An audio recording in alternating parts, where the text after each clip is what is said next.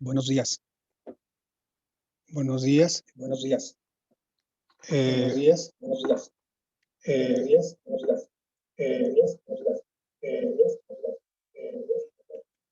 bueno, vamos a comenzar Bueno, vamos a comenzar la la materia que quedó pendiente debido a materia que problemas quedó pendiente debido a problemas de conexión. Entonces vamos a trabajar, comparto pantalla nada más para explicar.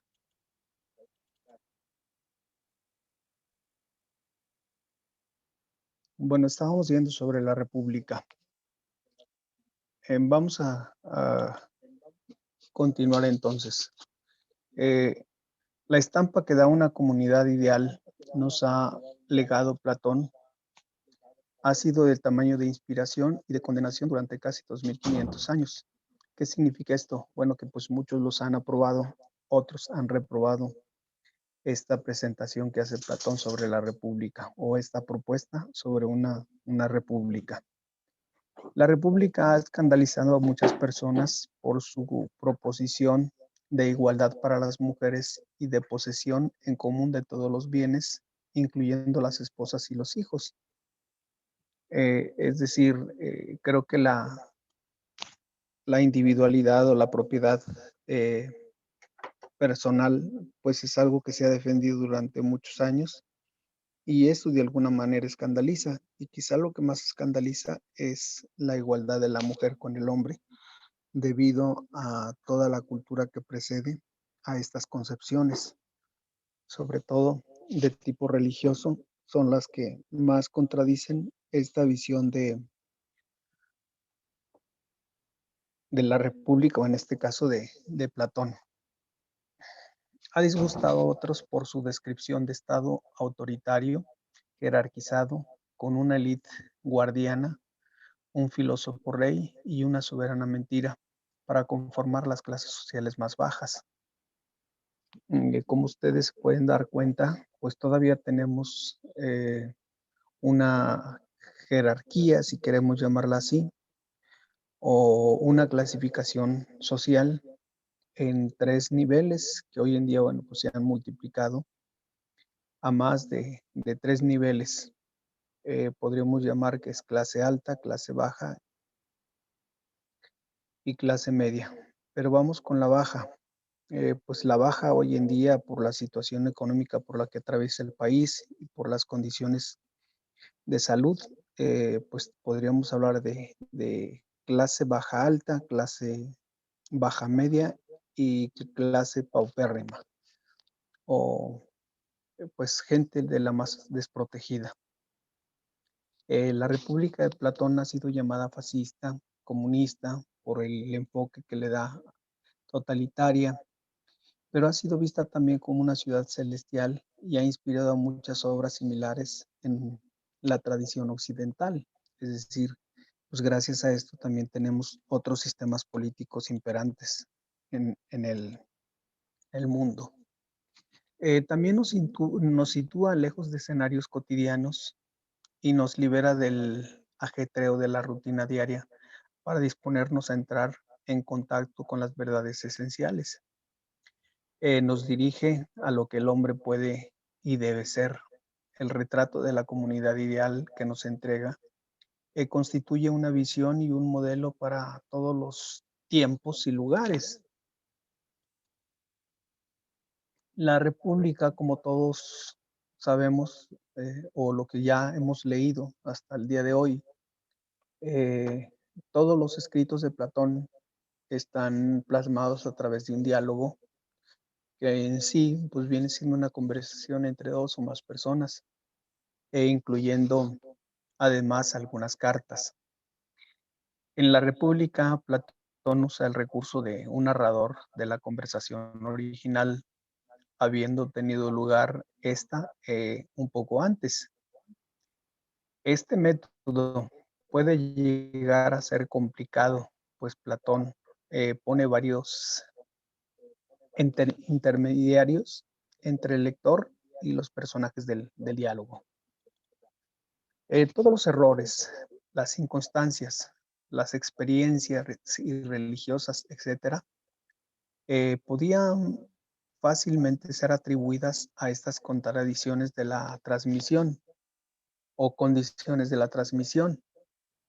La República es una obra bien articulada con partes difícilmente sueltas. Los temas tratados en esta obra son en este orden. Primeramente tenemos el desarrollo genético del Estado. Segundo, el origen de la guerra, la clase de la guerra, el carácter de los guerreros. En tercero, tenemos la educación de los guerreros. Aquí es importante matizar que la importancia de los guerreros radicaba propiamente en su preparación, todo el área de las artes, como es el caso de la música, quienes debían ser o no ser enseñados en las artes. Es decir, ¿quiénes no debían ser enseñados en las artes? Bueno, pues aquellos que eran más hábiles para la espada o para la guerra. Y aquellos soldados que tenían otras habilidades, bueno, debían ser educados dentro de las artes. La gimnasia es otra de las artes que se practicaba entre los guerreros. Por eso, pues se exalta mucho la figura atlética de los personajes. Incluso, si ustedes se percatan, muchas de las esculturas griegas, pues nos presentan a hombres prominentes y en los cuales podemos ver que la mayor importancia, bueno, pues es el físico. Los guardianes, la clase dirigente del Estado, su carácter de vida, deberes y recompensas es otro de los temas abordados dentro de esta obra. La naturaleza de la justicia y la injusticia. Pero aquí es propiamente la preparación tanto de los gobernantes como de los militares en lo que llamaríamos las virtudes. Las virtudes deben ser lo que deben darle el sustento, el fundamento y sobre todo la característica tanto al gobernante como al militar. En este caso estamos hablando de la sabiduría, el valor, la templanza, la justicia. Es decir, son las virtudes que van a caracterizar a los representantes del Estado. En este caso, el Estado, que es una figura institucional nada más, representada por personas. En el individuo, los tres principios en el alma del hombre. Entre ellos, bueno, pues la justicia. Otro de los temas que aborda la obra es la vida familiar de los guardianes, la igualdad de los hombres y mujeres, la comunidad de esposas e hijos, preceptos para los guardianes en la guerra, la posibilidad del estado ideal, la naturaleza de los filósofos. Estos son propiamente los temas fundamentales que aborda la obra de la República. Pero dentro de esta obra también Platón pone un estado ideal. Es decir, ¿cuál es el estado ideal? Acuérdense que es una figura simplemente representada por hombres. Y dice, la filosofía política de Platón, descrita en la República, consta de los siguientes conceptos principalmente. Y aquí matiza mucho lo que debe ser el gobernante. Y dice, el gobernante debe ser un filósofo. En el otro extremo están los tiranos y los poetas, los cuales deben ser excluidos del Estado por su afición al mito engañoso. Se suponía que un filósofo era un hombre que ya estaba libre, primero, de prejuicios, segundo, estaba libre de toda necesidad económica porque tenía satisfechas sus necesidades económicas. Y se habla de un filósofo porque un filósofo propiamente se puede dedicar a la reflexión, al análisis, y a través de ello, bueno, pues puede servir a una sociedad. Y aquí hablaríamos de servicio a la sociedad, es decir, a la polis, un servicio donde el gobernante no tiene intereses económicos o no lo mueven intereses económicos que pudieran perturbar su trabajo. Entonces gobierna para servir y no como algunos gobernantes que podríamos ver, eh, se adentran en la política para servirse del pueblo. Esta es la diferencia. Aparte, un filósofo, bueno, pues es una persona que no engaña y que ya no vive del mito, aunque la filosofía nació dentro del ámbito mitológico. Sin embargo, ya una vez que es reconocida como ciencia, entonces ya no solamente se aleja, sino que anula totalmente el rito, porque va a predominar lo que es la reflexión y sobre todo la racionalidad. Y como conclusión, bueno, pues la lógica de las cosas. La gente se divide en tres grandes grupos o clases: los gobernantes, los militares y los artesanos. Cada clase tiene su propia virtud. Así el gobernante se perfecciona con la prudencia.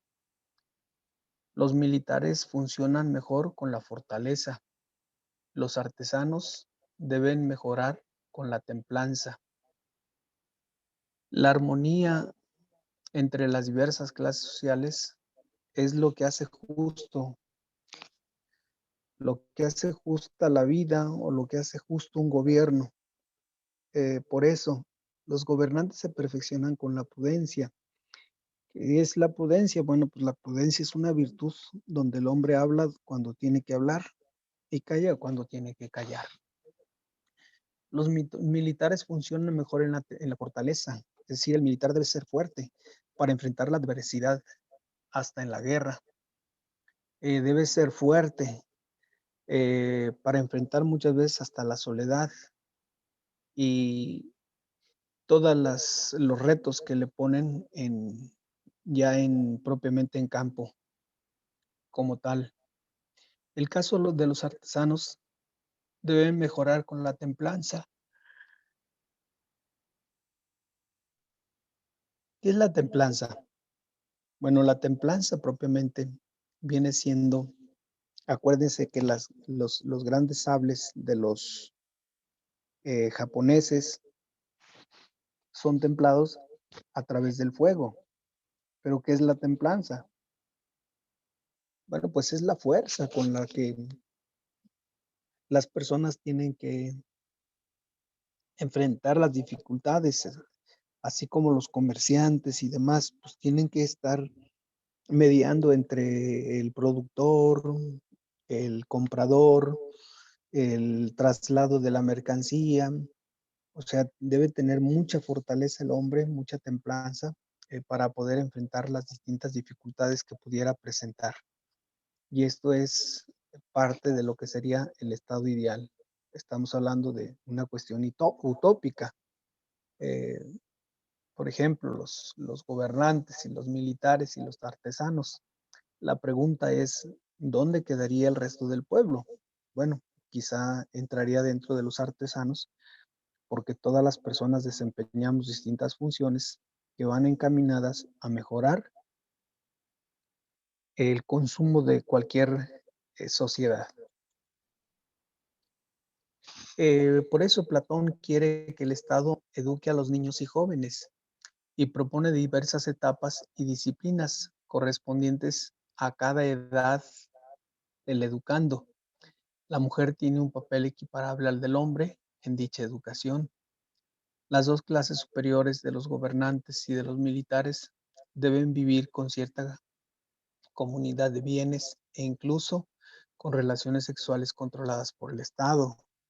Aquí, bueno, pues volvemos otra vez de una utopía, porque la parte sexual, pues es una parte que compete a la intimidad del sujeto y esto no puede quedar en manos del Estado, es decir, el control, porque pues entonces, ¿dónde quedaría la libertad de las personas? Por ello no puede quedar en manos del Estado, pero bueno, es una propuesta. También Platón favorece la eugenesia o medios que conducen a la mejoría de la raza humana. Esto fue retomado por los romanos, que también practicaban la eugenesia, es decir, todas aquellas personas que nacían con alguna deficiencia o limitación psicológica o física, pues en realidad no les estaba permitido vivir debido a todos los males que provocaría posteriormente en la sociedad. Es decir, esta práctica todavía predominó durante toda la época del Imperio Romano, donde la autoridad y propiedad de los hijos y la esposa, pues venía siendo el marido.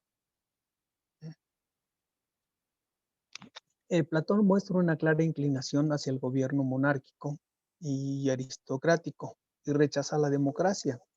Bueno, ¿por qué la monarquía? Bueno, porque el monarca pues tiene poder económico, tiene poder adquisitivo, eh, eh, tiene poder por el estatus y la aristocracia igual. Entonces, si este poderío se lo damos a la gente que tiene, bueno, pues la gente va a buscar también engrosar sus, sus recursos.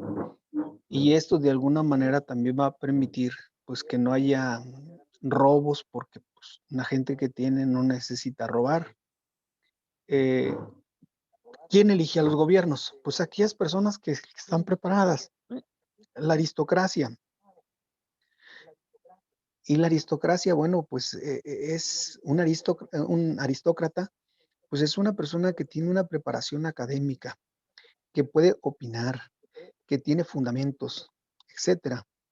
Y rechaza la democracia como un medio para elegir a los gobernantes. Es decir, pues el pueblo sencillo, el pueblo ignorante, no tiene esa capacidad, no tiene el conocimiento para poder elegir a sus gobernantes. Aquí podríamos nosotros con todo respeto hablar de nuestro país como nuestro presidente, pues exalta a los más pobres, pero también tenemos que ser honestos que los más pobres no son los que sostienen el país. Quienes sostienen al país son la clase media, quienes generan empleo son la clase media, son los empresarios. Eh, entonces, son ellos quienes deben elegir a los gobernantes, son ellos quienes deben estar en relación con el poder del Estado, para que el Estado haga lo que tiene que hacer y no se si siga sirviendo de la sociedad. Y a su vez, los de la clase media o los empresarios, pues deben estar encargados de mejorar las condiciones laborales de sus trabajadores, que tengan salarios justos y que tengan el sustento necesario para una sociedad mejor desarrollada. Pero bueno, aquí estaríamos hablando también de una utopía. Otro de los temas que aborda es la justicia y el Estado. La justicia es una concepción platónica que después de que Platón ha descrito su estado imaginario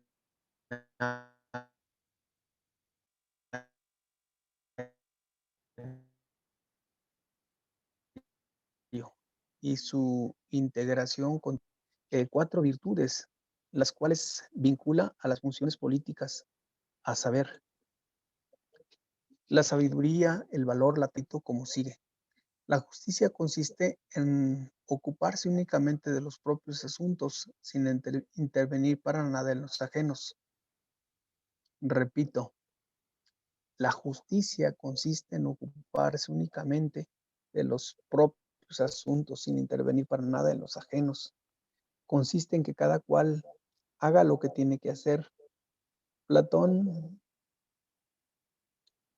hace la transición del Estado al individuo, mostrando Así como en el Estado hay 3 clases, también en la persona individual hay 3 principios, y esos 3 principios son la razón, la pasión y el apetito. Así la justicia en el individuo la define como sigue: cada cual de nosotros será justo y cumplirá con su deber cuando cada una de las partes de que él se compone cumpla su labor propia.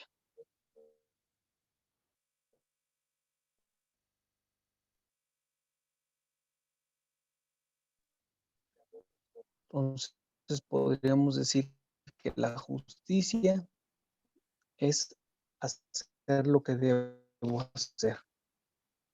¿Y qué debo hacer? Pues lo que cada quien en naturaleza debe hacer. Por ejemplo, el padre debe ser buen padre, el profesionista debe ser buen profesionista. No es cumplir con un requisito, sino realmente el deber va más allá de la obligación, según lo plantea.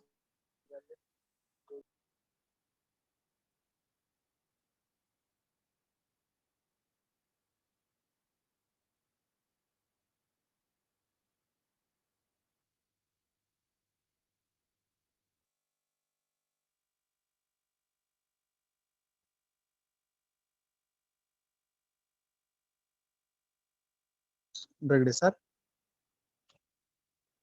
Bueno, ¿me escuchan? ¿Sí me escuchan?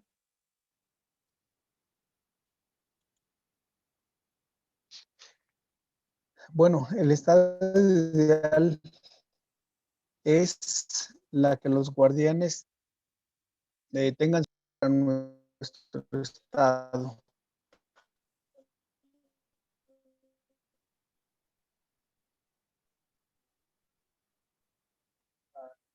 A ver, repito, por esto que se nos fue la señal. Dice, por tanto, la comunidad de mujeres e hijos entre los guerreros es causa de mayor bien para nuestro estado.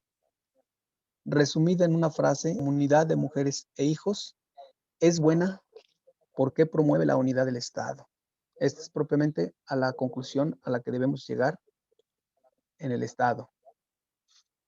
Todos son hermanos, pero el Dios que ha formado a los hombres ha hecho entrar oro en la composición de los que son aptos para gobernar a los demás, por lo que son los más preciosos.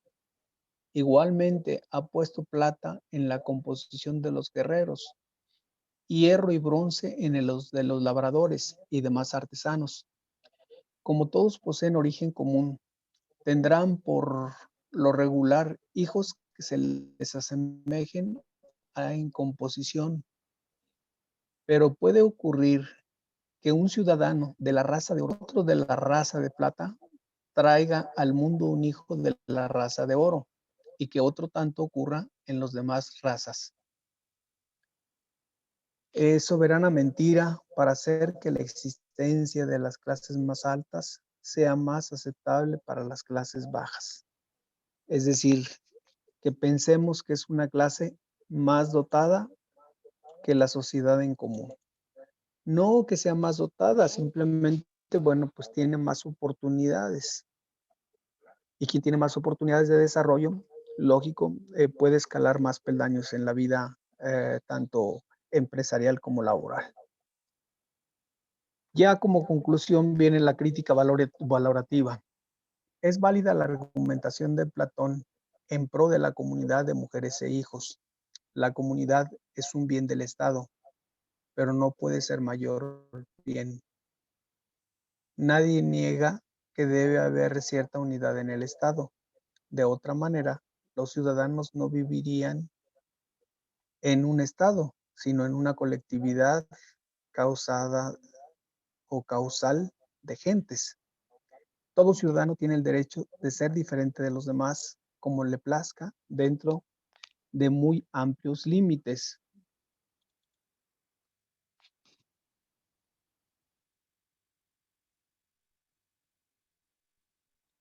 Entonces, es justo decir una mentira soberana Otros escritores conceden que a veces es justificable decir mentiras, por ejemplo, para impedir que una injusticia más grande sea cometida, pero es la mentira soberana de Platón de este tipo. ¿Qué gran injusticia proviene? Una respuesta, Platón podía darla, es la destrucción del Estado. ¿Puede un Estado como el que imaginó Platón en la República existir verdaderamente, donde las mujeres y los hijos sean de todos? Platón quiere dar a entender una unión de las virtudes del filósofo y del hombre del Estado, que debe ser lo suficientemente profundo para que sean sabios todos los actos políticos del filósofo rey y para que todo su pensamiento filosófico esté dirigido hacia los fines políticos. Esta es a la conclusión que lleva Platón. Pues muchas gracias por su asistencia y por su participación. Nos vemos el próximo sábado. Hasta luego.